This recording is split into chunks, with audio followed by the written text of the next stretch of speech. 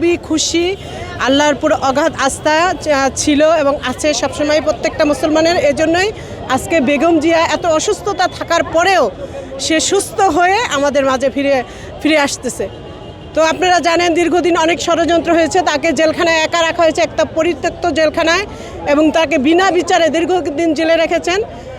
তো সে অনেকেই বলেছেন তাকে পদ্মা সেতু থেকে ডুবিয়ে মারবেন, তারপরে তার বয়স হয়ে গেছে, এরকম অনেক কিছুই বলেছেন। এখন আপনারা দেখেন যে তারা কোথায় আছে, আর আমাদের নেত্রী, দেশনেত্রী, আপসীন নেত্রী, 3 বারের প্রধানমন্ত্রী বেগম খালেদা জিয়া কোথায় আছেন? এই যে লক্ষ লক্ষ লোক আজকে প্রায় ঢাকা শহর স্টপ হয়ে যাওয়ার পথে দেখতেছেন, সকাল 7টা থেকে লোকজন এসে তাকে অভ্যর্থনা জানার জন্য, শুধুমাত্র তাকে এক দৃষ্টি দেখার জন্য জনগণ আজকে রাস্তার পাশে এসে দাঁড়িয়েছে।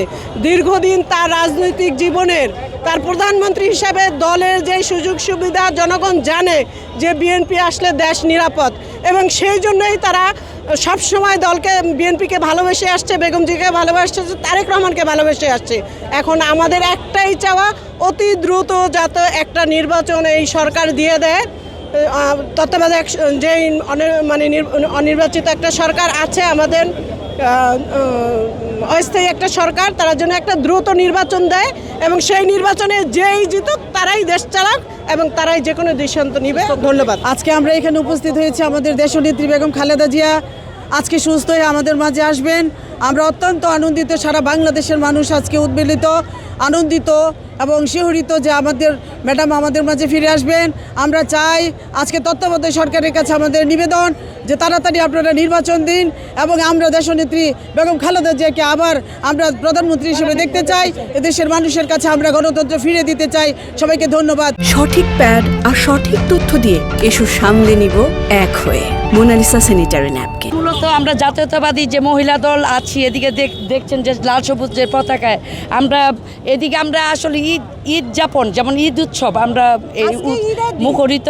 আর এতদিন পরে আমাদের জোবায়দা রহমান ভাবি আসছে, অনেক আনন্দিত আমরা, এত বছর আসতেছে। আবার ম্যাডাম খালেদা জিয়া অসুস্থ ছিল, কিছুটা সুস্থতা বোধ করে এই বাংলার মাটিতে পা রাখছেন। আমরা সবাই আসলে গর্বিত, আনন্দিত, উৎসাহিত এবং জাগ্রত।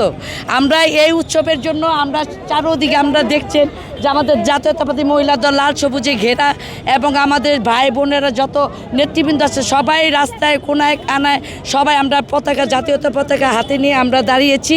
এর জন্য আমরা সবাই আনন্দিত, এবং দোয়া প্রার্থী যেন আমাদের ম্যাডাম সুস্থতা বোধ করেন, এবং ম্যাডামের নেতৃত্বে আমরা আবার আগের মতো রাজপথে নামি, এবং মিছিলে মিটিংয়ে আমরা ভরপুর থাকি ইনশাল্লাহ। আসলে আপনারা তো বুঝতেই পারছেন দীর্ঘ 17টা বছর আমাদের জাতীয়তাবাদী দলের উপরে কি টর্চারটা গেছে।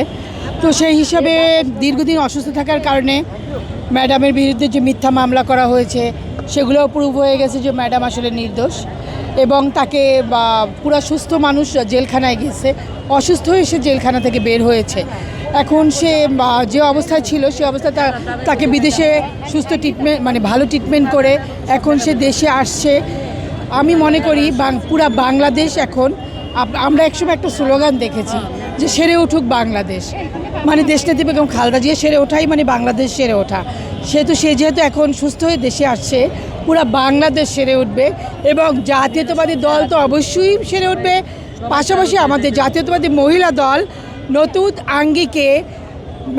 নতুন আঙ্গিকে জাতীয়তাবাদী মহিলা দলকে আরও কাজ করার জন্য ম্যাডাম আমাদের ইন্সপায়ার করবে, ম্যাডাম আমাদের দিক নির্দেশনা দিবে, এবং পুরা জাতীয়তাবাদী মহিলা দল সহ জাতীয়তাবাদী দল একটা নতুন আঙ্গিকে নতুনভাবে তারা এগিয়ে নিতে পারবে দলকে, এবং অনেক দল স্ট্রং মজবুত হয়ে যাবে।